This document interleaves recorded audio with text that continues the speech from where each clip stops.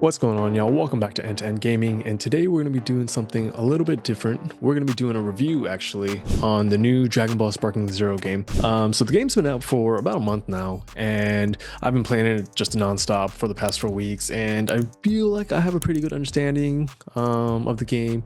And as a longtime Dragon Ball fan of the series, when I got it, I couldn't wait to get my hands on it and play it. And in this review, I'll be breaking down the gameplay, graphics, character roster, and everything you need to know if you're thinking about picking up the game and you just don't know if it's worth it. So we're gonna have to find out, is Sparking Zero the revival that you've been waiting for? Let's find out. All right, so let's start with the basics. Dragon Ball Sparking Zero game, as we all know, 3D fighting game that brings back the nostalgia of the PS2 era with like a modern twist to it, right? It combines it's like very fast paced and over the top combat with like a huge character roster. I think there's like, at least, if I'm not mistaken, like 180 characters, 182 fighters to be exact. And this game actually introduces what you call sparking episodes, which are like what if scenarios of certain moments in Dragon Ball. So without giving too much away, we know Goku Black, the whole saga in Dragon Ball Super, instead of Goku Black for the what if episodes, it's gonna be someone else Black. So if you're thinking about getting the game, you want to find out, recommend it. It's nice. It's a nice little touch that they did with these what if episodes, because it makes you when you watch the show and you go through it, you don't really think about like, oh, what if it was this person, what if it was that person, what if this happened, what if that happened. So it's really cool that this game actually offered that. A lot of Dragon Ball fans already know the story, right? We know it inside and out. We've seen it multiple times.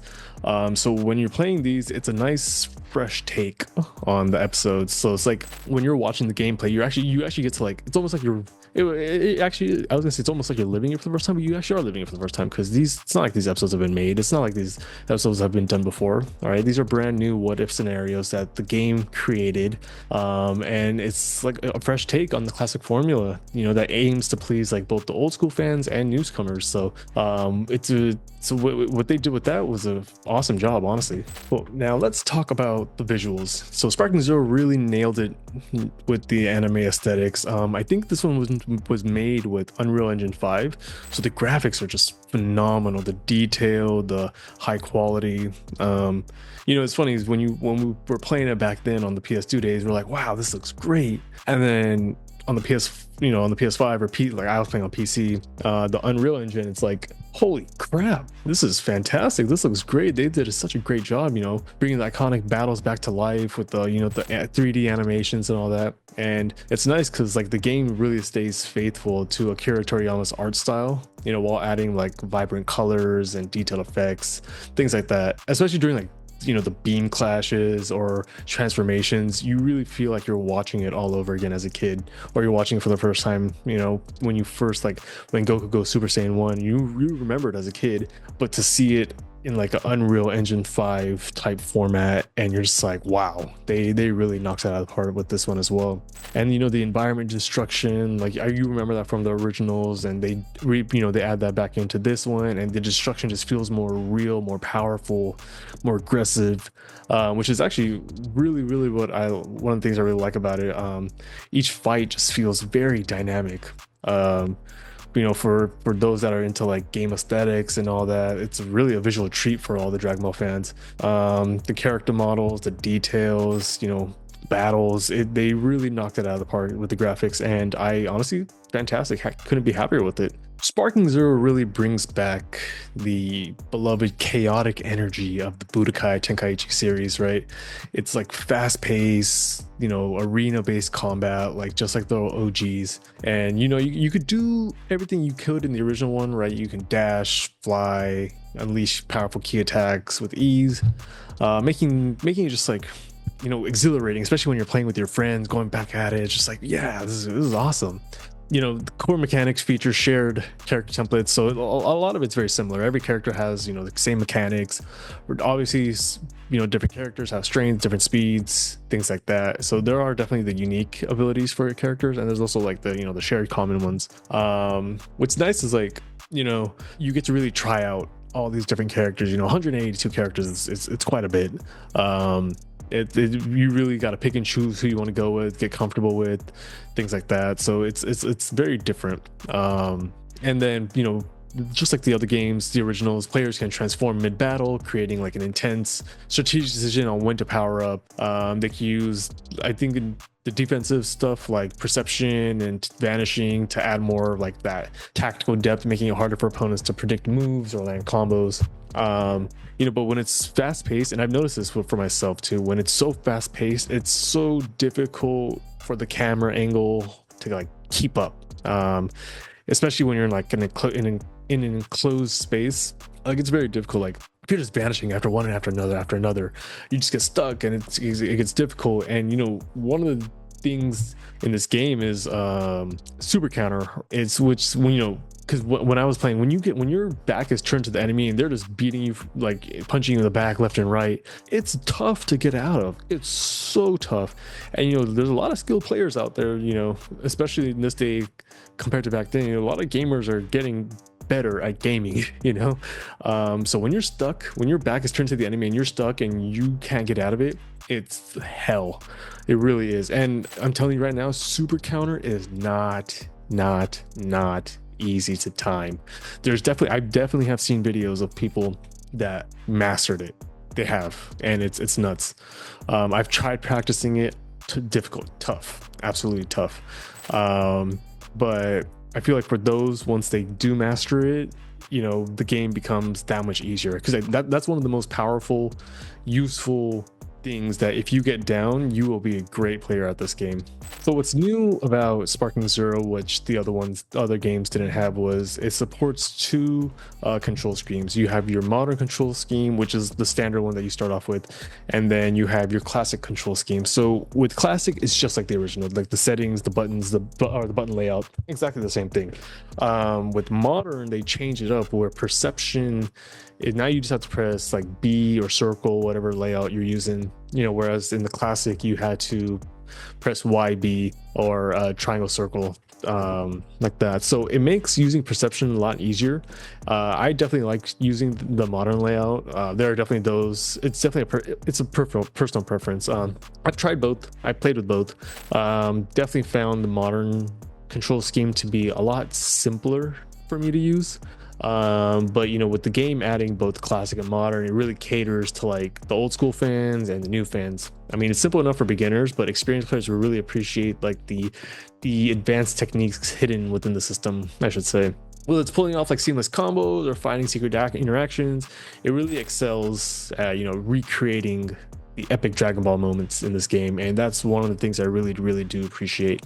All right, so moving on to the story mode. So in this game, story mode is called Episodes Battle. So you get to relive all the episodes for a bunch of characters, actually. I want to say 10. I don't know the exact number, but you get to relive the moments of 10 of the characters in the game. And it takes the player through familiar arcs from Dragon Ball Z and Super, and you get different perspectives from the key characters, Goku, Vegeta, and more. But like I mentioned earlier in the video, you get to experience these what if scenarios that just adds novelty, excitement, these alternate outcomes and like challenges for the real hardcore fans out there. It's always like playing the game or just watching the show as a kid. You didn't really wonder like, oh, what if Goku didn't lose to Raditz? What would have happened? And sorry for the spoiler. I should have put a spoiler warning right before. I will include a spoiler warning just right before this. But one of the what if scenarios is Goku beats Raditz without dying. And you kind of go on that story path of what would have happened had Goku won without losing to Raditz or without dying. And it's nice. It's interesting because as a kid you actually wonder like what would have happened. Like why did Goku have to die so quickly or so easily? Now granted, obviously it leads into it was a necessary death for him to become who he is by the end of the show. But it's good to like see how it would have played out. It's definitely novel. It's new. That's the same thing. Novel and new is the same thing. It's definitely novel. Definitely changes your perspective. Definitely makes you focused into the game. Like holy moly, like this is what happened. This is what would have happened. And from my understanding, this what if would technically be canon, right? The creator of Dragon Ball is telling me this is what would have happened had Goku won. I assume that would be the canon what if, right? I don't think there's any other what if scenario out there had Goku won, from my assumption.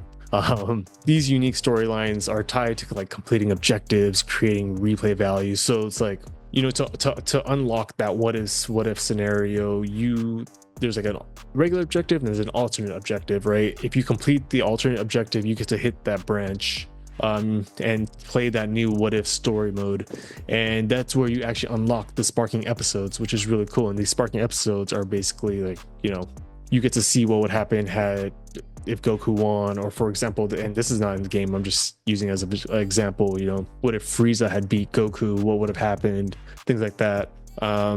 Unfortunately, many story sequences in the game are just shown as slideshow, and it might feel kind of underwhelming compared to the original cutscenes that you would get as a kid. But I mean, despite uneven storytelling, the mode offers a blend of just fantastic nostalgia and like really fresh twists for it. Now, spoiler warning, I'm putting a spoiler running on the screen. Some things I am not a fan about are the fact that you miss very key games, or some certain key games that you loved playing in the original, or you just remember from watching the show, or totally skipped over. Now, I'm not going to name specifics, but I know in the Vegeta, when I played through Vegeta story mode, there were some fights that were just totally skipped. Like, you just jumped right over and moved on to, you know, 2-3 fights later. And it's like, bro, what? Like, I want to play these fights, right? This is Vegeta. Vegeta's one of the biggest characters. It's the second biggest character in the show. So how are you gonna have me skip like a lot of his fights? Vegeta, one thing that pissed me off about Vegeta's is that it ends at his story saga ends at the end of the Majin Buu arc. Like, you don't get to play any of the Dragon Ball Super fights, which kind of sucks, because I wanted to see him fight Golden Frieza. I wanted to see him in the Tournament of Power. I wanted to see him in the Universe 6 tournament. I wanted to play him as Super Saiyan God evolved, Blue evolved. I wanted to see all these. So it's kind of upsetting as a Dragon Ball fan that you get to, or you miss these perfect opportunities to play through, right? Because you didn't have Super back then, so you didn't get to play these moments for Vegeta back then, right? So when this game came out, the expectation for me, at least, was I get to play as Vegeta as a Super Saiyan God Blue, right?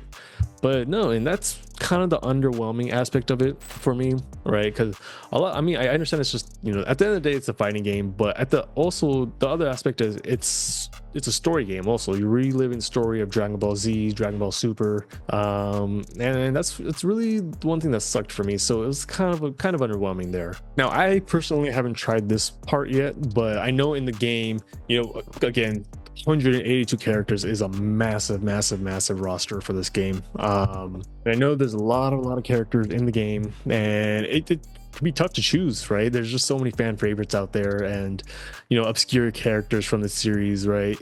There's a lot of characters that weren't, you know, in the main show, or canon characters, if you will, that you get to play as well. And it's really cool. It's really nice. Each character kind of stays true to their anime abilities with unique movements, transformations, special interactions in the battle, right? If Vegeta and Frieza are fighting, right, they'll obviously have their unique banter, versus if you had two random characters fighting each other. I mean, even if those two random characters were fighting each other, they actually do have like nice banter going on between them, which is actually kind of cool. Even like two characters that haven't really interacted with one another, they get that banter, and it's nice. Another thing here in the game that they added was like customization. So customization really adds that depth to the character. You can tweak character stats with capsules, you know, you can alter their costumes and use like visible accessories with them. I mean, while the costume options really aren't spread equally across the characters, you know, you can unlock different emotes and voice clips, making each fighter kind of personalized, which was a nice touch, I thought. Now, personally, I haven't played multiplayer. I just know if I play multiplayer, I'm gonna get wrecked. I really just wanted to play it for the story mode, relive the story, especially in Unreal Engine 5 for Dragon Ball. The detail, like I mentioned, the detail, crazy, absolutely nuts. So I know, like I mentioned, the game offers both online and offline multiplayer modes, right? You have your ranked matches, point-based teams. If I remember correctly, you get like 15 points, and you can distribute them between like 5 characters, I want to say. Obviously, the higher tier character, the more points it's going to cost, and the less characters you can add on to for your team. You know, it makes you really choose makes you really strategize and choose your characters properly to make sure you have the right team and team that you're most comfortable with going out and fighting. You have custom lobbies where you can set your own rules, and I know there's one in the game where you can set your own story. I want to say story mode, not a story mode, but like custom fights that you can with custom rules that you must do, and you just kind of just offer that, and anybody can online can play your custom match that you created, which is kind of a neat feature that they added there. Unfortunately, like the rollback netcode is absent, making online stability reliant on connection for quality. Offline play, split screen battles are limited to the hyperbolic time chamber, and you really miss the fully interactive arenas. Despite the setbacks, the massive roster, customized characters, and the rewards I really unlock provide plenty of replay value, to be honest. All right, and to wrap it all up for you guys, Dragon Ball Zero, successful game in my opinion, recaptures the Budokai Tenkaichi spirit, epic battles, epic rosters, crazy customizations. It does have a few setbacks, especially the story mode, which was a real downer for me, real hit for me, and the mechanics of the game just kind of difficult to play, to be honest. The core of the gameplay and this fan service makes it worthwhile for all Dragon Ball fans out there, to be honest. If you're really seeking like a nostalgic yet fresh Dragon Ball experience, this game really does hit it there. For seasoned players, new players, Sparking Zero is a solid choice to play. Personally, if I had to give it a grade, I'd give it a solid B, maybe a B plus. Right, again, I know I talked about a lot of positives, but the story mode really, it was a real great, letter knockdown for me. There's a lot of moments the game skips over, which I really wish you could play. I get it. I get that there's like 10 characters that you got to go through, but it's still just like, I really don't get to relive as much as I thought I was going to relive. And that was kind of the letdown there. But yeah, so I really hoped this review was good for you guys. I really hope you guys enjoyed watching my review. Let me know in the comments what you guys think. For those that have the game, what do you like about it, what you don't like about it? For those that don't have the game, let me know if you're planning on buying it or if you are gonna pass based on my review. And yeah, if you made it this far and you're not subscribed, please go ahead and subscribe to the channel. It would really mean a lot to me, and I'll catch you guys next time. See you.